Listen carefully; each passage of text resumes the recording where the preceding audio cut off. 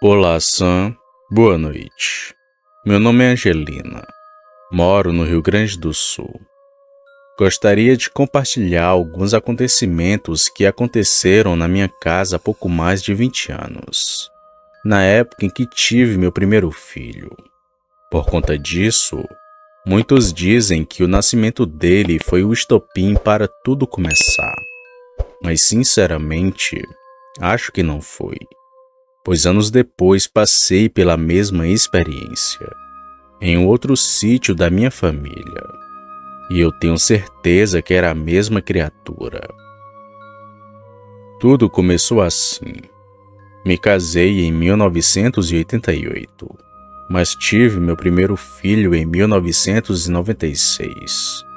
Como estávamos recém-casados e ainda morando na casa de minha sogra, achamos que o melhor seria ter filhos quando tivéssemos nossa própria casa, empregos fixos, coisa que não demorou muito, já que meu esposo conseguiu um emprego como segurança e eu como diarista.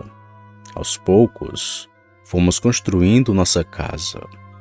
O terreno foi bem barato, já que a cidade ainda era muito pequena, e o lugar onde construímos era tipo uma vila. Hoje a área está muito maior, cheia de gente, mas naquela época tínhamos uns 12 a 15 vizinhos.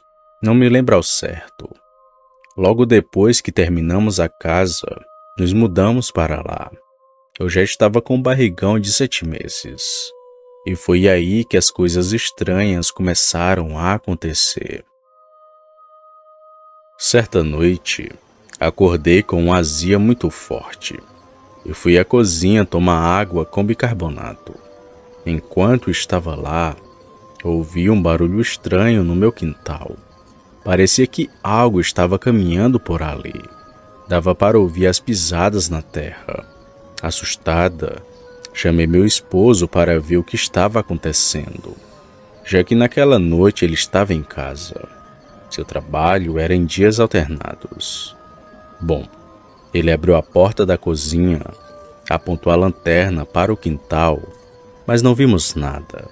Achou que fosse coisa da minha cabeça, que talvez eu estivesse com muito sono. Apesar de ter certeza de que ouvi os passos, preferi esquecer. Bebi minha água e voltei a dormir.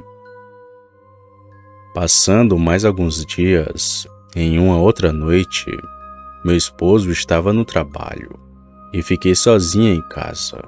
E mais uma vez, ouvi os mesmos passos lá fora. Foi muito assustador.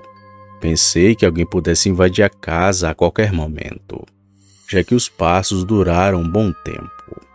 Com o passar dos dias, percebi que aquela coisa sempre aparecia entre as 3 e as 4 da manhã.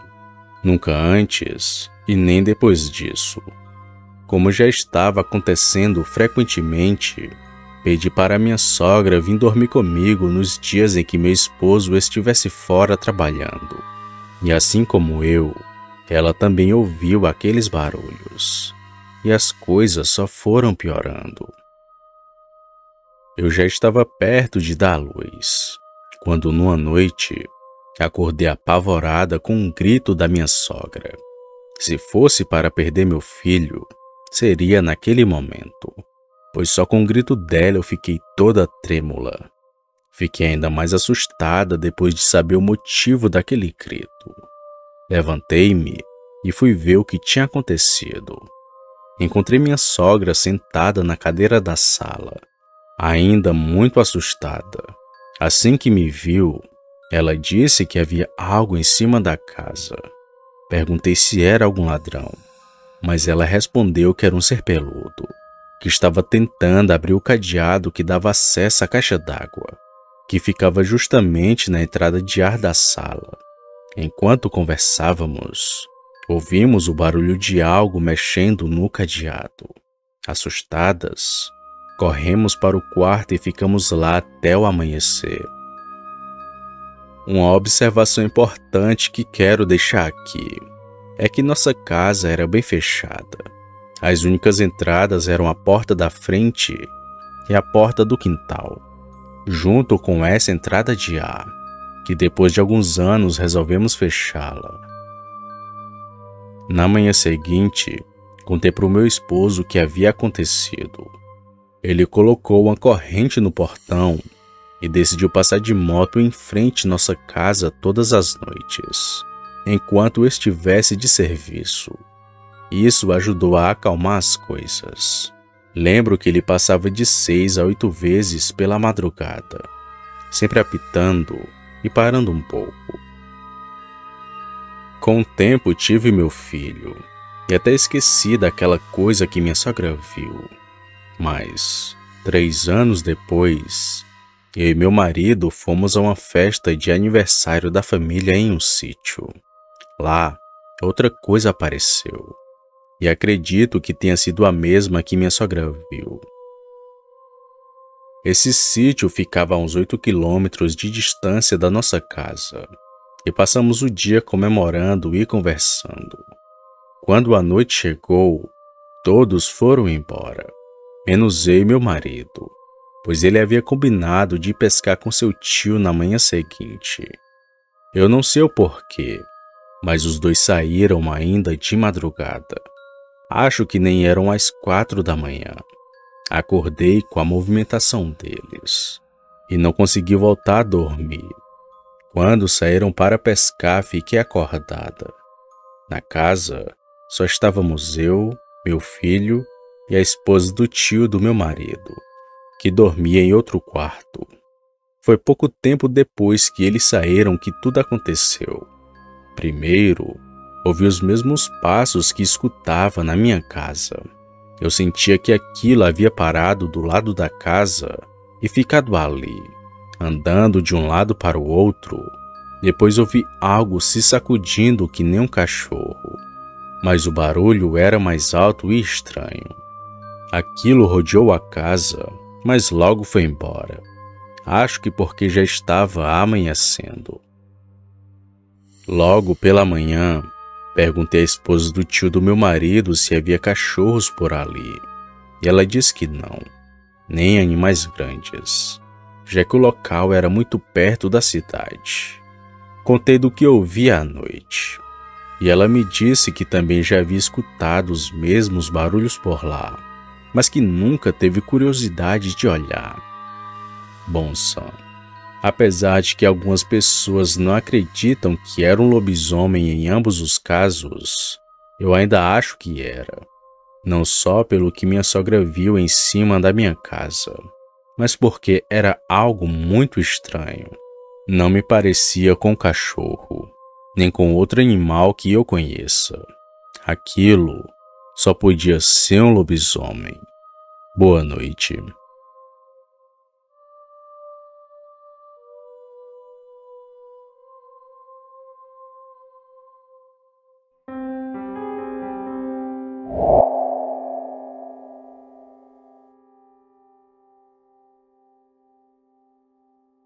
Acho que essa é uma de muitas histórias esquecidas pelo tempo.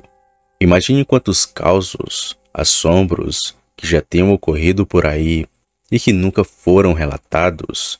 Acho louvável seu trabalho, Sam, que busca narrar e mostrar os fatos, sejam esses recentes ou que tenham acontecido há mais de 50 anos. Essas histórias que venho trazer aqui têm mais de 70 anos. São vários relatos de conhecidos e desconhecidos, que aqui tentarei eternizá-las no tempo. Mas antes de contar esse caso, eu quero me apresentar. Quero que me chamem de Duarte, o meu sobrenome. Sou um policial militar aqui do Ceará. Quero deixar o nome da minha cidade no anonimato. Porém, sei que os mais antigos irão saber de qual região eu sou, pois darei detalhes nesse relato. Mas o caso que irei contar aconteceu por todo o Ceará, desde a Juazeiro do Norte até Fortaleza. Muitas são as histórias dessa criatura, e tive o prazer de ouvi-las dos mais antigos. Meus avós foram os primeiros a relatar seus causos e assombros, e eu acredito e reafirmo que essas coisas são reais, pois quando ouvi falar de lobisomem não foi assistindo filmes. Foram meus parentes que me contaram, não como lobisomem, mas como gente que virava bicho. Eu venho de uma família muito humilde aqui do Ceará. Segundo a minha mãe, somos naturais do sertão de Juazeiro, mas foram anos vivendo como nômades, sempre mudando de lugar e de estadia. Onde a minha família passava, a gente morava. Mas passamos boa parte da vida residindo entre a cidade de Juazeiro e Missão Velha. Meus pais, quando tiveram seus filhos, resolveram parar onde morava boa parte da família, que fica entre os dois municípios. E foi lá na casa da minha avó que eu vi os primeiros casos de lobisomem. E foi quando presenciei um lobisomem pela primeira vez. Eu já devia ter em torno dos meus 9 anos. Muito novo, já ajudava o meu avô com a lida diária no seu roçado. Não ia para ajudar de fato.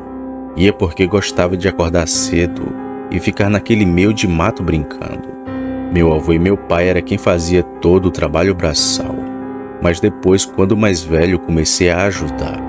A gente sempre acordava antes das 4 horas, para sair de casa às 4 em ponto. Meu avô estralava uns ovos e colocava com farinha, a nossa merenda, e sempre passava pela casa do meu pai para a gente ir ao roçado. O caminho que a gente percorria era sempre o mesmo. Passava entre algumas propriedades, onde tinha apenas uma estradinha de chão, mas que em algumas partes eram cheias de mato. Também tinha que passar por 2 mata-burro.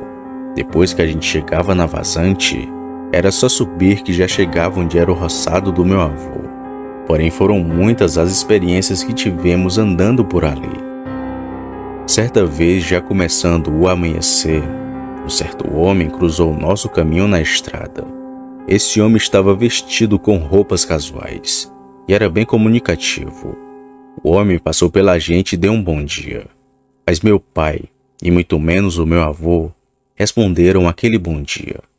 Ainda disse que o homem tinha falado com eles, mas quando me virei para apontar onde aquele homem estava, não tinha ninguém ali. Aquele sujeito simplesmente sumiu.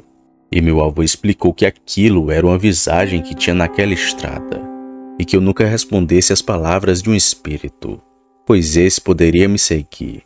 Aquilo obviamente me deixou muito assustado, mas nem chegava aos pés do dia que cruzamos o caminho de um lobisomem.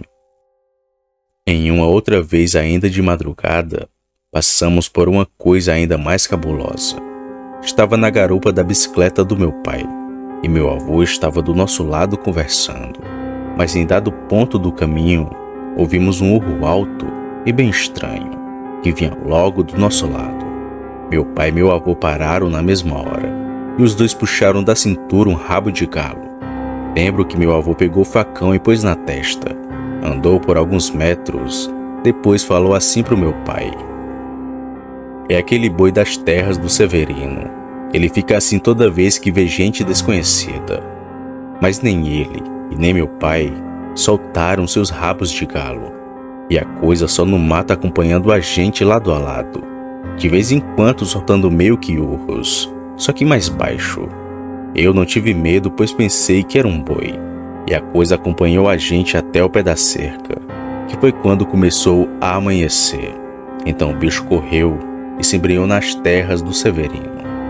Só então que meu pai e meu avô guardaram seus facões. Eu, como era criança, até esqueci daquele fato, apesar de ainda pensar ser um boi.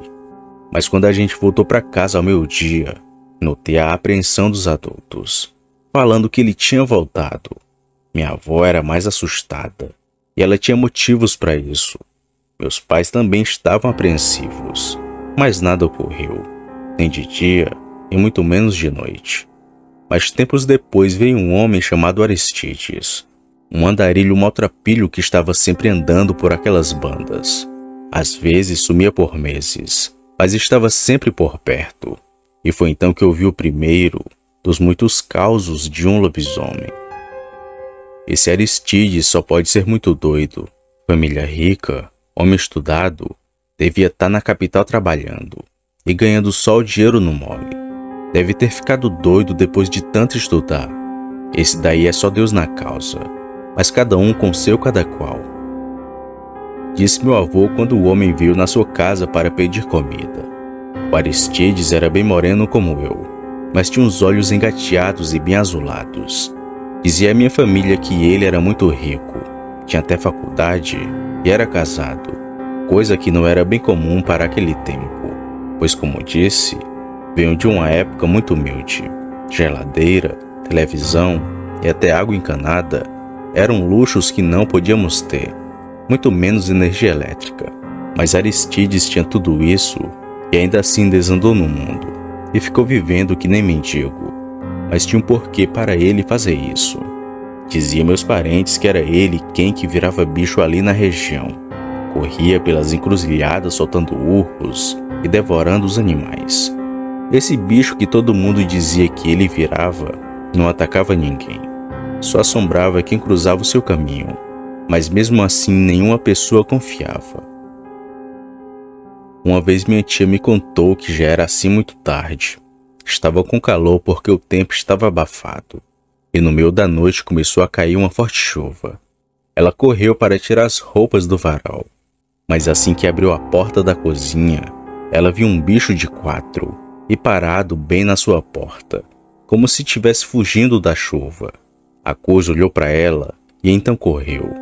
Ela só deu um grito e trancou a porta, pois aquilo não era o Sansão, seu cachorro, pois parecia a mistura de gente com um porco. E claro, pouco depois o Aristides apareceu naquela região, levando as pessoas a suspeitarem ainda mais daquele homem. Outra vez foi a minha avó. Tinha ido tirar o terço na missa e vinha para casa com sua sogra. E isso ela ainda era muito nova. Minha avó disse que no meio da estrada elas viram aquelas 2 bilas avermelhadas e um fedor de doer o nariz. O bichão urrou e passou entre as 2 correndo e ainda puxou ela pela mão, quebrando o seu terço de Santo Expedito que a mesma carregava. Ela e sua sogra partiram no rumo da casa do meu avô e o bicho ainda veio correndo atrás delas, mas elas já estavam em casa seguras. Só viram o bichão preto correndo e levantando poeira na estrada. Meu pai também viu a mesma criatura. Ele contava que era uma noite de lua cheia, quando vinha retornando da casa do seu compadre, depois de jogar baralho. Nessa noite ele havia tomado umas, mas dizia que estava sóbrio e bem da cabeça. Meu pai disse que avistou um cachorrão no pé da cerca olhando para ele. O cão era todo preto e muito peludo. Parecia até vestido com a pele de animal. Mas a coisa desandou de vez quando ele chegou mais perto do bicho e ele ficou em pé e urrou que nem um porco para ele. O meu pai nem quis ficar ali para ver o que o bicho iria fazer. Apenas pegou a sua sacola de coisas e correu para sua casa. E não sabe dizer se o bicho seguiu ou não, pois o medo foi tanto que ele nem olhou para trás. Mas disse que ouviu a passada logo atrás dele, e um cansaço muito alto. Fora esses, tiveram mais causos desse bicho. Minha vizinha o viu deitada em uma clareira. Um amigo do meu avô passou do lado do bicho e o lobisomem não fez nada com ele. E teve um conhecido nosso que também levou uma carreira dessa coisa. Porém, a mais marcante e impressionante dessas histórias foi a minha, onde eu descobri o segredo do lobisomem. E nem sei se posso dizer assim, já que até hoje não sei quem que virava bicho. Isso aconteceu não faz muito tempo. Tinha ido para a capital fazer o TAF da polícia e fiquei lá por mais alguns meses, até o fim das provas para ser policial. E de lá voltei para o pequeno interior onde morava. Já podia me considerar um policial, mas que ainda não estava exercendo a profissão. Cheguei em casa e foi aquela comemoração. A gente comemorou bastante e conversou também. Soube que o tal bicho estava aparecendo por ali e que Aristides estava pela região. Bom, os dias se passaram e não escutava nada nas noites, e nem andando por aí cheguei a ver. Mas é aquilo que dizem: quando você quer que aconteça, nada acontece, mas quando não quer, aí acontece. E foi esse o meu caso. Não lembro a data certa e nem a hora que era, mas sei que vinha da casa de um conhecido. Na estrada vi de longe uma pessoa muito rápido se aproximando. Fui para de trás de uma árvore e puxei o 38, mas quando vi quem era, guardei o cospe-fogo. E era Aristides, assombrado e todo alvoroçado. "O que houve, homem? Tá correndo de quê?" Perguntei, e ele perguntou quem que eu era, e disse que era neto do velho Inácio. E então Aristides se pôs a falar. "Então bora subir nessa árvore, porque tem um bicho vindo atrás de mim." A gente andou um pouco pela mata e subimos num pé de cajueiro, que não demorou nada, e ouvi uns passos pesados pisando naquele chão de areia, junto de um cansaço muito alto. "Tá vendo aí? É um bicho que quer me pegar faz tempo," disse Aristides, enquanto a coisa ia longe, mas que ainda voltou pela mesma estrada e logo depois sumiu.